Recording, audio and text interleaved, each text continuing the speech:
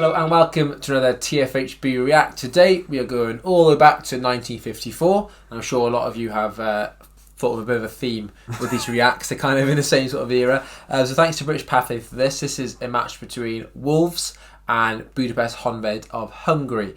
And before we get started, what's the best way to watch a match? I think anyone who's gone to watch live football, you know, under the floodlights, Tuesday night or whatever it may be, Wednesday night, for the big clubs in a big European game, in the Championship, watching your club. But everything under the lights is just so much better. Atmosphere's good. You've come after work or whatever it may be, and you're watching football, and it just feels, I don't know, that artificial lighting so much better. Now, It has to start somewhere, doesn't it? Everything has to start somewhere. Wolverhampton Wanderers are the team that we can thank for floodlit games. For starting it, this was one of a run of games that they played against European opposition. And they did really well in those games, and it was the forerunner, as we'll probably talk a bit later on, for, of course, the European Cup and Champions League. I'm going to get started with this video. I'm not really too sure what this is all about. No. But let's see.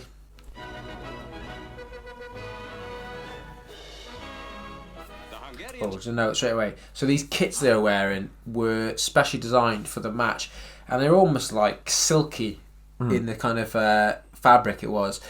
I think it was to catch the light, I think, to make it a bit clearer on the TV as well.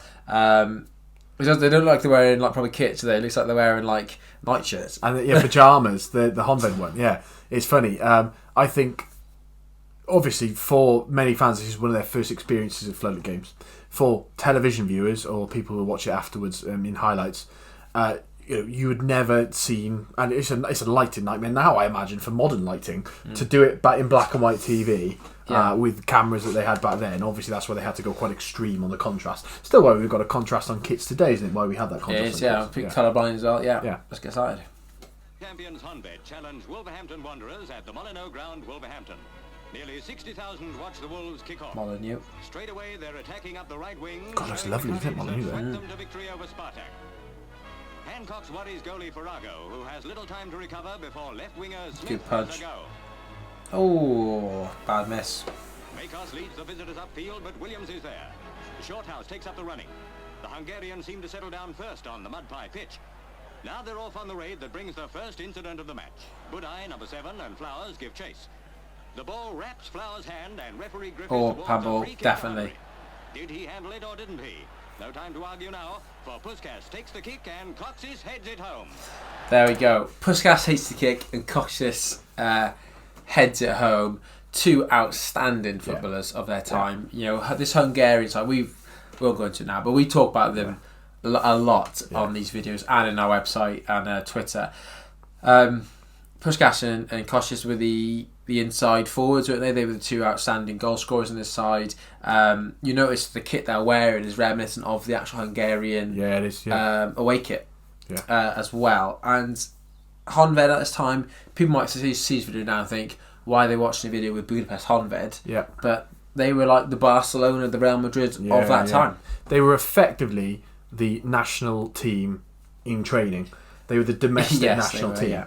Mm-hmm. Honved were owned by effectively the state, and they were the army team. They were classified as the army team. They weren't before this. They became the army team. Everyone in Hungary either had to serve in the armed forces or in one of the services like the police.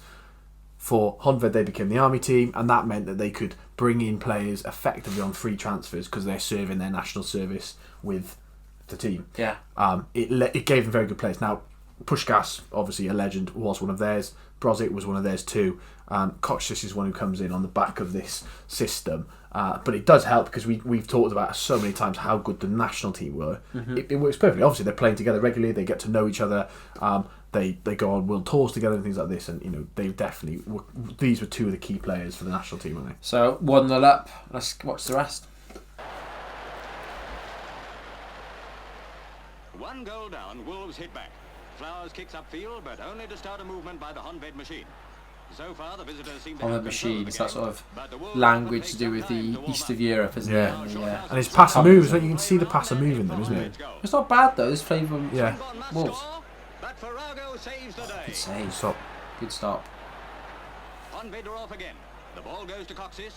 On to Makos. Billy Quick. Wright's in pursuit. Good 2-0. finish. This is really rapid 2-0 play. now Yeah. after that great goal by Makos. Interesting as well. The Hungarian side wasn't limited to just Puskas and Costa scoring No, goals. of They had course. goals from everywhere. Yeah. The defenders would get forward Yeah. and score, and that was probably their biggest flaw. If they left gaps in defence, Yeah. they put so many players forward. This is before 4/5 at the back as well. This is Yeah. like 3 at the back, isn't it? They leave huge gaps then, so I think we'll probably see later in the video. But they've gone 2-0 up. And they focus on outscore your opponent. That was the goal. Really, wasn't it? Outscore your opponent. In real trouble, and now Budai has it. Into the centre Budai is another player for the desperately to keep the national Wolves net team. clear. Stop. Oh, what a save! Double save. 2-0 is the half-time score. Honved set the ball rolling, but soon there's an indication of things to come, for it's Wolves who get possession. Away they go along the left wing with a determined attack.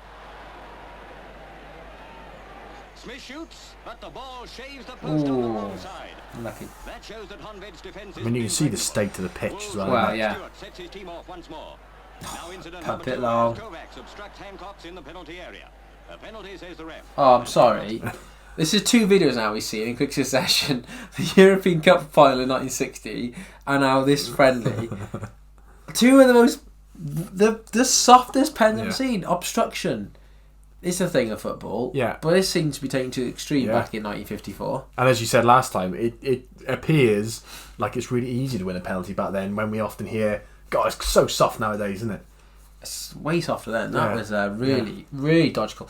Rewind it if you're watching this video. Watch that again. It was shocking. Anyway, penalty.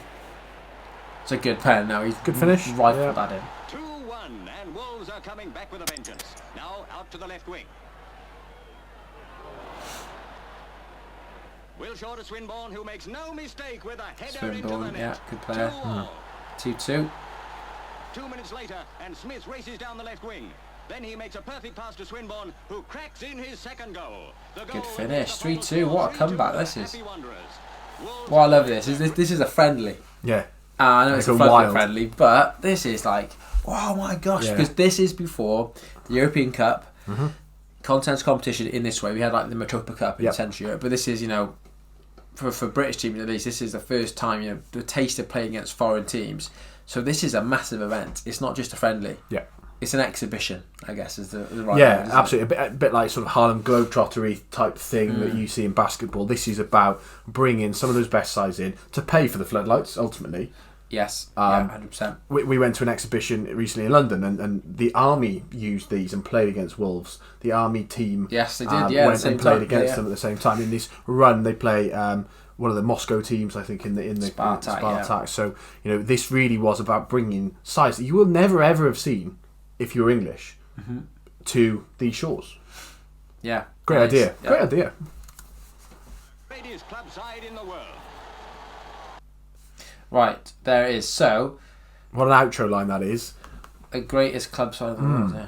So, England and the English media report this as Wolves are the world champs now. Yeah, I think it's one of the headlines, Wolves champions of the world. Yeah. They were English champions at this time. They won the league when they played in this game. Honved, one of the best sides in European football, certainly in terms of Hungarian football, the league winners. They've won a couple of leagues in a row by this point. And it's reported widely in the press, Wolves are the world champions, like the English do all the time. Mm-hmm. L'Équipe, the famous French magazine, sports magazine, takes that up and goes, oh, no, you can't just declare yourself world champions.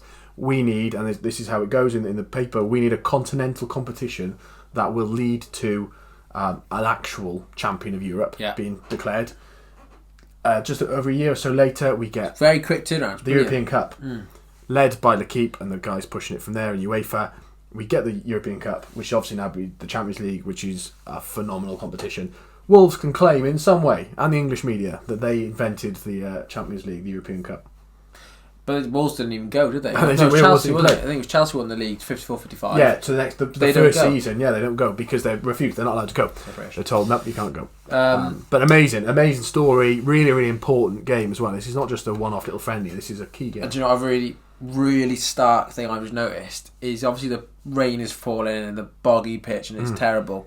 This is so reminiscent of the game played a few months earlier, the Miracle of Bern. because Hungary were 2-0 up in that game. The rain begins to pour, the pitch turns into a quagmire, and they lose 3-2. Exactly the same thing happened here. They're pretty much the same players. Yeah. So there's that whole thing that Hungarian team didn't really learn Yeah. to shut up shop. Yeah. Didn't quite get across the line again. Yeah. And so it was really, really, you know what? Was impressed by. The pitch was terrible, but the football's really good. Yeah, really good. It was a really good match. Yeah. Excellent quality from both teams. And if you were in attendance in that game, that must have been some match to watch. Oh, for sure. People would remember this. And hey, impress your friends. That is an important game in football history, isn't it? Significant. Yeah. Someone ever says, "What's the most important game for history?" You go, "Well, you know what? I think Wolves Honved 54 will have something to say about it." Friendly. And I go, "What? Yeah. Why?" And you show them this video. Yeah. And I'm sure they will appreciate it. Right. Thank you so much for watching. Please let us know what you'd like us to react to next. Thank you again to British Pathé for allowing us to use this footage. It is absolutely fantastic. You can subscribe to them by following the link in the description below. As well, another link in there is to our 2 books. We have Football's 50 Most Important Moments, and we have the History of Football in 90 Minutes. We wrote these a few years ago. We're writing another one at the moment on Football's 50 Most Important Clubs. Inside this book, though, is all information about this very game as well. So there you go, check it out. And if that's everything, See you next time. we'll see you next time. Thank you very much for watching.